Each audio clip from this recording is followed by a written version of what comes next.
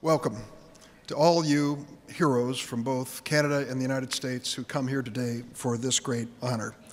You may have heard that we had a little snowstorm in Chicago over the weekend. More than 19 inches of snow, more snow in 24 hours than we usually see in 2 or 3 months.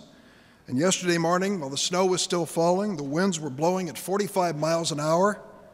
And someone asked, do you think Louis Knox and Casey Celske are going to make it here to Washington? And I said, nothing, not even an historic blizzard, is going to stop the Devil's Brigade from being here. And I honor them today as sons of Illinois and part of the group being honored.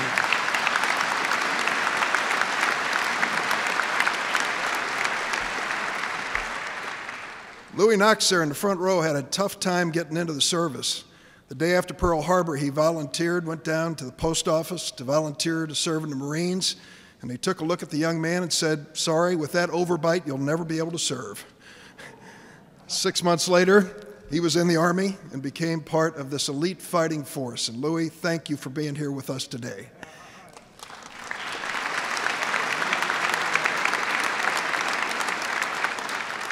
Casey Celske's here. He fought with the FSSF at the Battle of Anzio.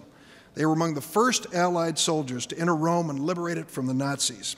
He's here today with one of his 11 children, the former mayor of Aledo, Illinois, Mayor Lee Celske. When Casey came home from World War II, like a lot of the genuine heroes of war, he didn't have much to say. He left the war on the battlefield. 40 years later, his family coaxed the stories out of him. And 50 years after his return from World War II, Casey and Lee traveled back to Europe, back to the places where he'd fought, to visit the towns that the force had liberated. Near the Anzio beachhead, an Italian man realized finally who they were. The man dropped to his knees crying and thanked Casey Celske. Then he pointed to a plaque written in Italian and English, trying to explain what this was all about to his own son. This is one of the soldiers, he said, who saved our village. It was 50 years after the war had ended. Casey Celske turned to his son Lee and said, all these years, I wondered what I was doing here. Now I know why we fought. The 1st Special Service Force, yes.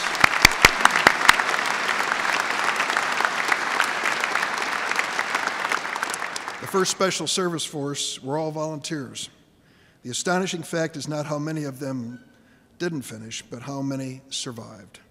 They operated under cover of darkness, deep behind enemy lines, using unconventional warfare tactics in support of other units. Every mission was a suicide mission. When a forceman went AWOL, it was from a hospital bed. That's true. More than one wounded FSSF man, hearing that his unit was heading out, leapt up from his bed and rejoined his unit, still stitched, bandaged, and many times dressed in a hospital robe. The unit suffered 2,300 casualties, more than 130% of their original combat strength, but it never lost a mission, not one. The 1st Special Service Force